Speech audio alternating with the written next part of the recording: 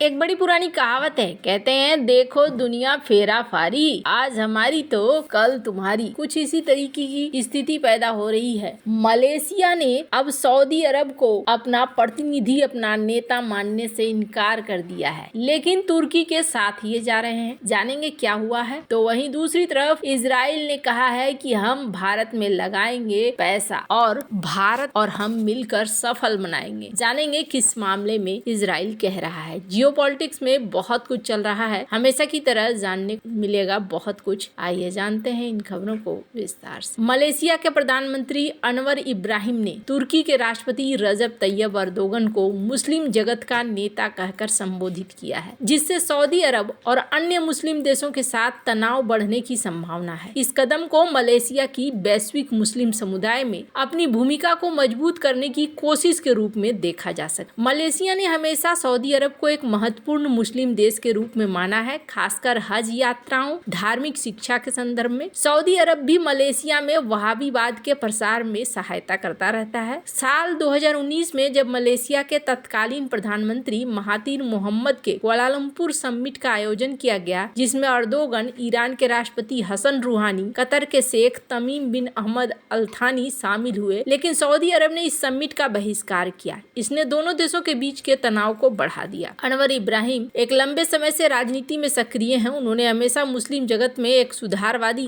और उदार इस्लामी नेता की छवि बनाई। उन्होंने मुस्लिम देशों के बीच एकता और सहयोग की वकालत। अनवर इब्राहिम की राजनीतिक यात्रा विवादों से भरी है, जिनमें उनके जेल जाने की घटनाएं शामिल है, जिन्हें वे राजनीतिक प्रतिशोध बतलाते। और तुर्की की बात करें तो तुर्की ऑटोमन साम्राज्य के वारिस के रूप में एक बार मुस्लिम दुनिया का धार्मिक और राजनीतिक केंद्र रहा है। अर्दोगन ने इस ऐतिहासिक विरासत को पुनर्जीवित करने की कोशिश की है। आधुनिक काल में अर्दोगन ने मुस्लिम देशों के बीच एक मध्यस्थ की भूमिका निभाई, खासकर फिलिस्तीनी मुद्दे पर। उन्होंने मुस्लिम जगत में अपनी स्वतंत्र विदेश नीति के लिए जाना है। अनवर इब्राहिम का ये कहना है कि अर्दोगन मुस्लिम जगत का नेता है। सऊदी अरब को, जो खुद को इस्लाम का रक्षक मानता है, उसे चुनौती दे सकता है। ये मलेशिया के नेतृत्व में एक नई भूमिका की ओर इशारा करता है, जो मुस्लिम देशों के बीच संतुलन बनाते हुए अपनी आवाज को मजबूत करना चाहता है। राजनीतिक और धार्मिक तनाव, ये जो टिप्पणी सऊदी अरब के साथ संबंधों में अधिक तनाव ला सकती है, जो पहले से ही क्षेत्रीय प्रभुत्व को लेकर संवेदनशील है। कूटनीतिक प्रक्रिया की बात करें तो अनवर इब्राहिम की टिप्पणी के बाद सऊदी अरब और अन्य मुस्लिम देशों से कूटनीतिक प्रतिक्रिया देखने को मिल सकती है, जिसमें व्यापार, निवेश और राजनयिक संबंधों पर असर पड़ सकता है। इस तरह अनवर इब्राहिम का ये कदम मलेशिया की मुस्लिम दुनिया में बढ़ती भूमिका की ओर इशारा कर रहा है, लेकिन ये क्षेत्रीय गतिशीलता में बदलाव ला सकता है। खैर, जहां एक तरफ ये सब कुछ चल रहा है, वहीं दूसरी तरफ भारत और इजराइल के बीच संबंधों की बात करें तो ये संबंध पिछले कुछ दशकों में काफी मजबूत हुए हैं, खासकर आर्थिक और बुनियादी ढांचे के क्षेत्र में। हाल ही में इजराइल ने भारतीय कंपनियों को अपने इंफ्रास्ट्रक्चर टेंडर्स में भागीदार करने के लिए एक महत्वपूर्ण कदम उठाया है। भारत ने 1950 में इजराइल को मान्यता दी थी, लेकिन पूर्ण राजनयिक संबंध 1992 में स्थापित हुए। इस समय तक भारत की नीति प्रायः फिलिस्तीन के प्रति सहानुभूति की थी, लेकिन 1990 के दशक में सोवियत संघ के पतन के बाद भारत की विदेश नीति में परिवर्तन आया और इजराइल के साथ रिश्ते मजबूत। 1971 के भारत पाकिस्तान युद्ध के दौरान इजराइल ने भारत को हथियार और खुफिया जानकारी प्रदान की, जिसने दोनों देशों के बीच एक अनौपचारिक सहयोग की नींव रखी। यह सहयोग 1990 के दशक में और मजबूत हुआ, जब भारत ने इजराइल से विभिन्न रक्षा प्रोडक्टों को खरीदना शुरू कर दिया। 2000 के दशक से दोनों देशों ने खेती, जल प्रबंधन, टेक्नोलॉजी क्षेत्र में सहयोग बढ़ाया। इजराइल के कृषि केंद्रों की स्थापना भारत में हुई, जो अब कृषि उत्कृष्टता केंद्र के रूप में जाने जाते हैं, जहां इजरायली तकनीकें भारतीय किसानों को सिखाई जाती है। हाल ही में इजराइल ने भारतीय कंपनियों के लिए इंफ्रास्ट्रक्चर टेंडर्स में भाग लेना आसान बनाया। इसका उद्देश्य दोनों देशों के बीच निवेश को बढ़ावा देना है। इजराइल के राजदूत ने घोषणा की कि मार्च में एक आपसी निवेश समझौता होने की संभावना है, जिससे भारतीय कंपनियों को इजराइल में इंफ्रास्ट्रक्चर परियोजनाओं में भागीदारी करने का मौका दिया जाएगा। हाइफा पोर्ट, इस महत्वपूर्ण परियोजना के लिए भारत के अदानी समूह ने इजराइल की एक कंपनी के साथ मिलकर बोली जीती, जिसे कई लोगों ने भारतीय इजरायली सहयोग की एक बड़ी जीत मानी। इसके अलावा एक मेट्रो प्रोजेक्ट भी है। इजरायली राजदूत ने उल्लेख किया कि इजराइल तेल अवीव में 100 किलोमीटर मेट्रो लाइन बनाने की योजना बना रहा है और भारतीय कंपनियों को भागीदारी का अवसर भी दिया जा रहा है। कई सारे क्षेत्र हैं जिसमें दोनों देश देश एक साथ आए हैं। अवाक्स और रडार प्रणालियों को बनाने में देखने को मिला है जो बहुत ज्यादा भूमिका निभा रहा है। हेरोन ड्रोन बनाने में यहाँ पर भी नजर आया है। स्टार्टअप इकोसिस्टम बनाने में भी यहाँ इजराइल और भारत एक साथ साथ आए हैं। अभी हाल में डोनाल्ड ट्रंप के नेतृत्व में एक ऐतिहासिक गलियारे की घोषणा की गई जो भारत, इजराइल, इटली और अमेरिका को जोड़ेगा। ये परियोजना भारत से इजराइल, फिर इटली और अमेरिका तक एक व्यापार की मार्ग की कल्पना कर रहा है। ये व्यापारिक गलियारा प्राचीन समय के व्यापार मार्ग जैसे स्पाइस रूट और सिल्क रोड की याद दिलाता है। प्राचीन काल में भारत से आने वाला मसाला, कपड़ा और सामान इजराइल और यूरोप के रास्ते पूरे विश्व में फैलता था। इस नए गलियारे के माध्यम से इस प्रकार के ऐतिहासिक व्यापार संबंधों को फिर से जीवंत करने का प्रयास किया गया है। भारत ने 1992 में इजराइल के साथ पूर्ण राजनयिक संबंध स्थापित करे तो वहीं इटली और इजराइल के बीच साझेदारी बहुत पुरानी है जिसमें व्यापार, संस्कृति, टूरिज्म जैसे क्षेत्रों में सहयोग रहा है। इटली में जूडियो इटालियन समुदाय की उपस्थिति इस संबंध का ऐतिहासिक पहलू है। अमेरिका और भारत के बीच व्यापार संबंधों का इतिहास 1947 से शुरू होता है और अब थोड़ा बढ़ता हुआ दिख रहा है। हालांकि ये चाइना के BRI को एक सीधा टक्कर है जो चाइना को बिल्कुल भी पसंद नहीं आएगा। जो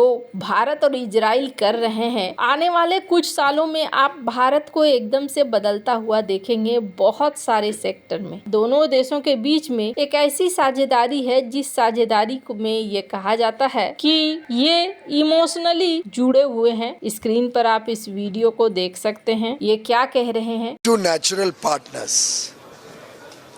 We have been friends. We have suffered from common problems of terrorism. We complement each other. We are not in competition. And I see a bright future ahead for Israel-India partnership. So are you reviving IMEC discussions? Will you discuss IMEC? Where do we stand? I think at the appropriate time, the concerned departments will be engaged with each other. During this visit, we are focused on business-to-business contacts and building enduring partnerships.